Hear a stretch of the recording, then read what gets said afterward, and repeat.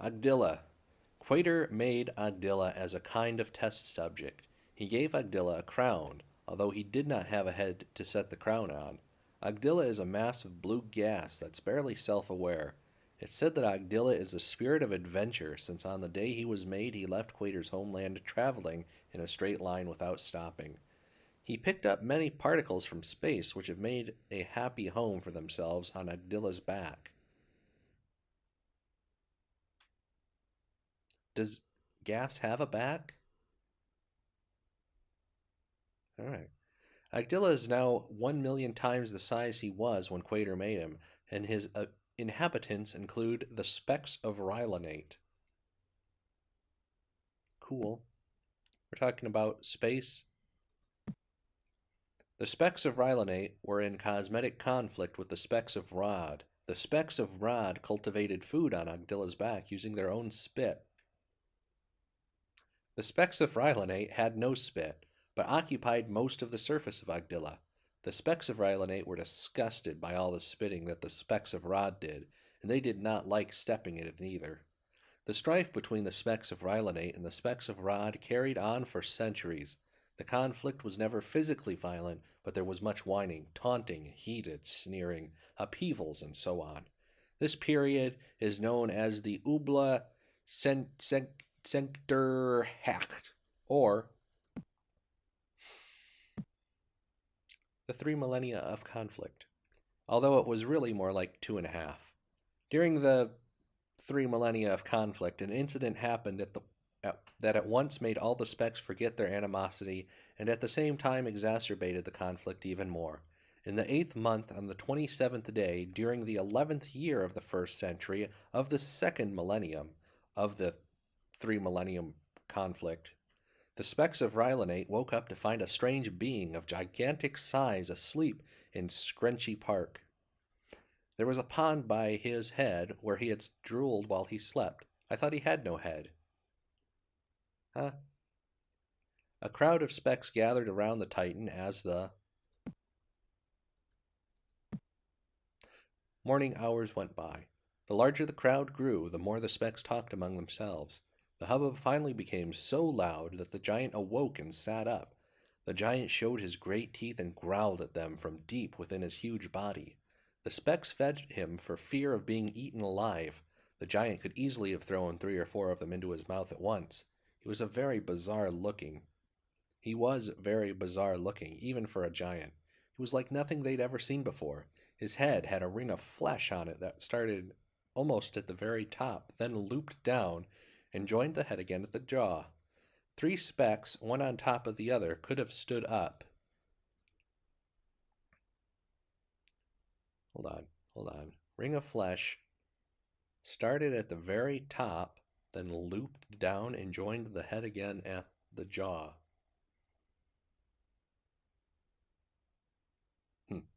All right. Just trying to visualize that. Inside the ring, he had huge lips, with which he covered his enormous teeth, while the specks had no lips at all. Above the lips, almost to the top of the face, were 2 ball-shaped things that had 1 dot within each of them. The giant seemed to use them to observe things, since the dots moved and pointed at whoever was speaking to him. His torso was short for his size, while his legs were extremely long. Out of his chest stuck 3 spiked horns. For days upon end, the specks tried to speak to the giant to find out if he was friend or foe, to no avail. His form of speech sounded too low down, deep, and loud. It reminded them too much of the rumbling growl that came from deep within his body. The specks did not like it, and they did not understand it. They could not even tell where one syllable ended and the next began, and comprehending sentences was totally impossible. To avoid hearing him speak, the specks fed him constantly. The specks of Rilonate did not keep a guard posted where the giant was staying. They could never have overpowered him.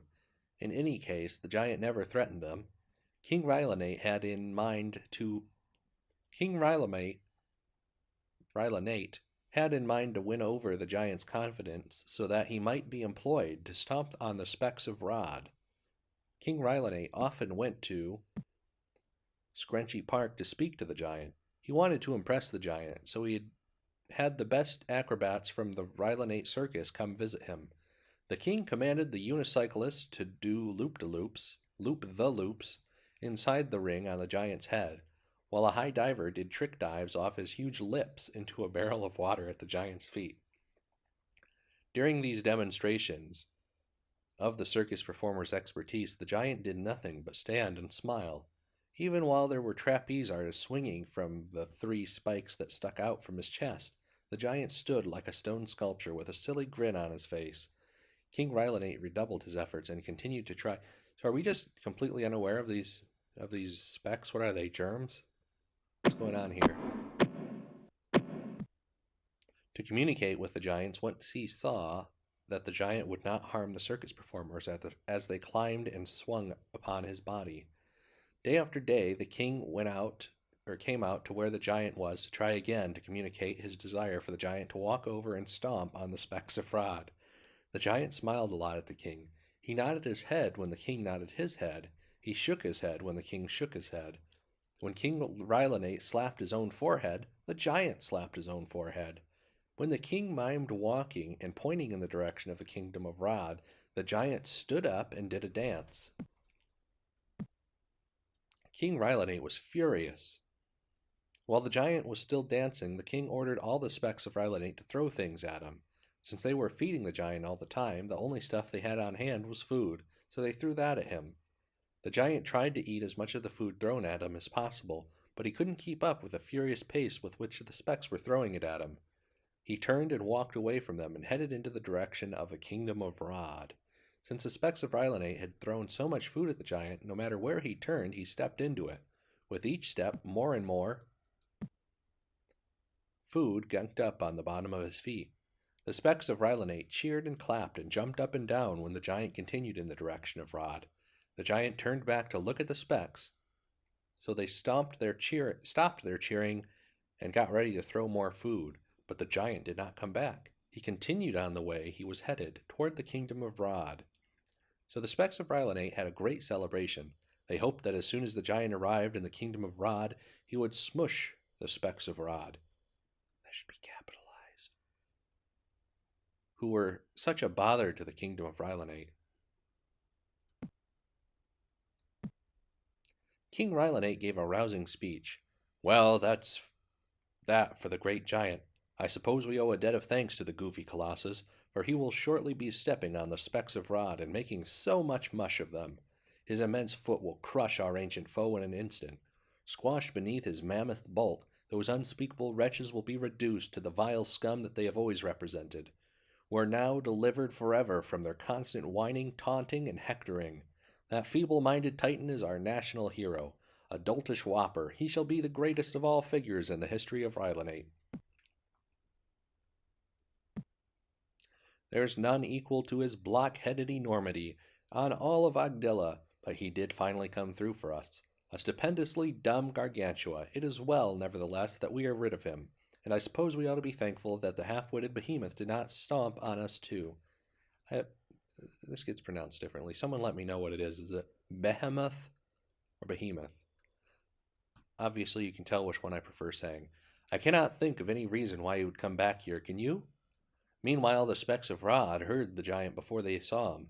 His every step made a hollow drum sound on the debris-covered surface of Agdilla. They gathered into frightened groups, becoming more and more agitated as the booming steps grew ever louder.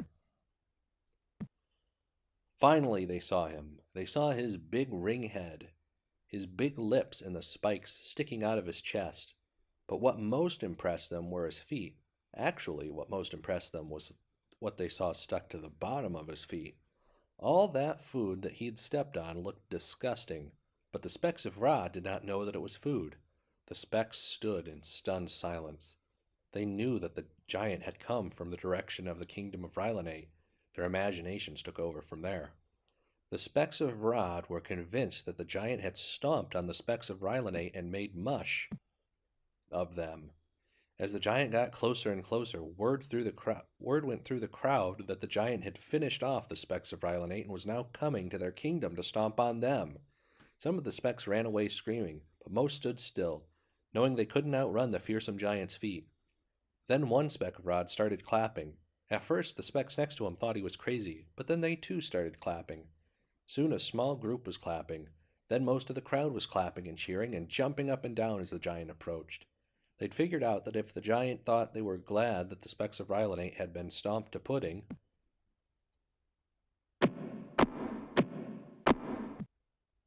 then he might spare them and consent to be their hero. When the giant reached the front of the crowd, they whooped and hollered for a few minutes more. The crowd parted, and King Rod made his way through the front. There, before his people, at the giant's feet, he made a speech. "O great giant, thank you, mighty colossal allied thing, for stepping on the specks of Rilonate and making so much mush of them. Your immense foot has crushed our ancient foe in an instant. Squashed beneath your mammoth bulk, these unspeakable hideous idiots, have been reduced to the evil scum that they have always been. Represented. I guess it must have said that. We're now delivered forever from their constant whining, taunting, and bantering. You, magnificent Titan, are our national hero. O necromaniacal whopper, you shall be the greatest of all figures in the history of Rod. There is none equal to your fabulous enormity in all of Ogdilla. You, tremendous Gargantua, shall be second only to myself, unless, of course, you would rather be number one. By the way, we thank you, phenomenal behemoth, so very much for not stomping on us, too. I can only offer our humble kingdom to you, amazing monstrosity, as compensation for the wonderful deed you have accomplished today. It is not a kingdom worthy of your monumental grandiosity. Of course, you won't like it much. You will probably not like anything we offer you, since it is all tiny compared to your gargantuan size. But of course, anything we have is yours. But I don't know what you would do with it. I say, do you understand me?" The giant smiled at the specks of Rod, who smiled back, until he spoke to them. To the specks, his voice sounded slow and deep and slurred. They looked at each other and shrugged their shoulders. The specks of Rod decided to go back to what they were each doing before the giant arrived. As they left, allow me to clear my throat, they kept looking over their shoulders to make sure the giant wasn't lifting one of his big feet to stomp on them. He didn't move from where he stood and maintained his smile until they were out of sight. The next day, the giant was right where the specks of Rod had left him, only he was sitting. So the specks went about their daily chores, and occasionally they'd look over their shoulders at the giant just to make sure he hadn't stood up. This didn't change for several days. Finally, the giant got up and started following some specks around. He seemed to be watching them as they went about their everyday tasks. He still smiled as he watched them, but not as much. Day after day, month after month, season after season, he watched them tending their fields from planting to harvest. At harvest time, many specks noticed how much thinner the giant looked and how little he smiled as compared to when he had first arrived in the kingdom of Rod. As they talked about it, they realized no one had seen him eat while he'd been there. Some of the specks got together and brought food to the giant. When he saw that they had brought some food to him, the giant looked horrified. He got up and ran off, far away from the kingdoms of Rod and Rilonate. There's no official record of when the giant was seen last or who saw him, but a few specks from both kingdoms insist that they saw the giant ascending to the heavens early one morning, a few years after he ran from the kingdom of Rod. About the time that the giant ran off, spies from the kingdom of Rilonate came to the kingdom of Rod and saw that the specks of Rod were not obliterated. They noticed that their enemies were not even bruised a little. This report went back to King Rilonate, who was shocked and upset that once again, ... The specks of Rod had foiled his own speck kingdom. He ordered a delegation to go to the kingdom of Rod and meet with a delegation of the specks of Rod. When the delegation of Rilonate arrived at Rod, there was so much shock and agitation. Strike the "so" in there. "You're supposed to be squashed," said the representative of Rilonate. "Well, you're supposed to be squished," said the representative of Rod. Tensions rose and accusations flew. Each side blamed the other for making their king's most famous speech a pack of lies. The delegations gave messages to each other to take back to their respective king about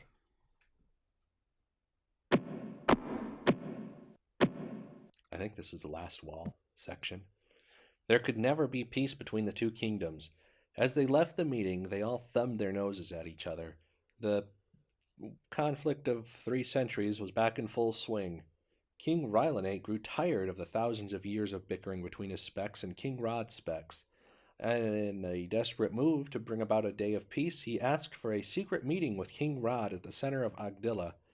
In the 34th month, on the second day, during the 89th year of the 5th century of the third millennia of the 3-century conflict, the kings met. These two kings reasoned for 2 weeks, trying solutions that were fair for both kingdoms, but to no avail. Meanwhile, Agdilla himself had grown so tired of the angst that he felt on his back that he spread all of the specks of Rod to one half of his back and the specks of Rilonate to the other half of his back. In a violent quake, Agdilla split into 2 beings which floated independently from each other. The only problem was that King Rod ended up on the half of the back with the specks of Rilonate, and King Rilonate found himself on the other half of Agdilla with the specks of Rod. King Rilonate was at first mistaken by the specks of Rod as King Rod, but he quickly corrected the specks of Rod, announcing that he was King Rilonate. The specks of Rod immediately cut him into tiny pieces and fed him to their young. King Rod, however, told the specks of Rilonate that he was indeed their king, and since few specks of Rilonate had ever seen their own king, they believed him. Eventually, King Rod had the specks of Rilonate build him a large castle which housed his children, who were half speck of Rod and half speck of Rilonate. King Rod, posing as King Rilonate, lived to see his specks harmoniously blend where it was previously thought impossible. The specks of Rilonate did not cultivate food on Agdilla's back using their own spit like the specks of Rod. Instead, they rubbed their heads on the fine, hairy, grass-like particles that had attached themselves to cover the Rilonate portion of Agdilla's back. The rubbing caused static charges to build until small arcs of lightning flashed off of the specks' heads. Wow. Agdilla's blue gas in the immediate area of the arcs of lightning reacted by turning into bite-sized cubes of lime-flavored finger snacks. This was the sole source of food for the specks of Rilonate. Every 247 days, this was 1 year for the specks of Rilonate, chosen arbitrarily because they did not have seasons, the specks had their annual feast, which was called the Phalange Perjungi. The great day began with the concert of rubbing, where the entire population of Rilonate, young and old alike, rubbed their heads on the hairy particles until they collapsed exhausted, unable to lift a limb. About 3 hours after this frenzy, some specks regained enough strength to shakingly pull themselves upright. Then the male specks began the harvest of cubes, while the female specks prepared gastronomic delights such as cube fondue, cube salad, cube soup, cube and cube on a stick for the kids, cube paste, cube filet, cube pie, cube relish, cube stuffing, blackened cube, cube kebabs, cube sherbet, deep fried cube, deep fat fried cube, cube cake, deep fat fried cube cake, barbecued cube, cube chowder, glazed cube, cube pandowdy, broiled cube, blackened cube, cube thermidor, cube on the rocks for the adults, steamed cube, smoked cube, and of course Susan's cube bubble loaf. While the delicious smells of the cube cookery were filling the air, those who were not busy found time to participate in fun Phalange Perjungi games, like, come over here, hey, you just bumped my friend's elbows. Are you just going to stand there? And this is my bucket. I like that one. This is my bucket. I don't know why that amuses me. The day culminated with the Phalange Perjungi dance, which they performed lying on their backs with their feet as high in the air as they could possibly get them. First prize going to the dancers with their feet highest up.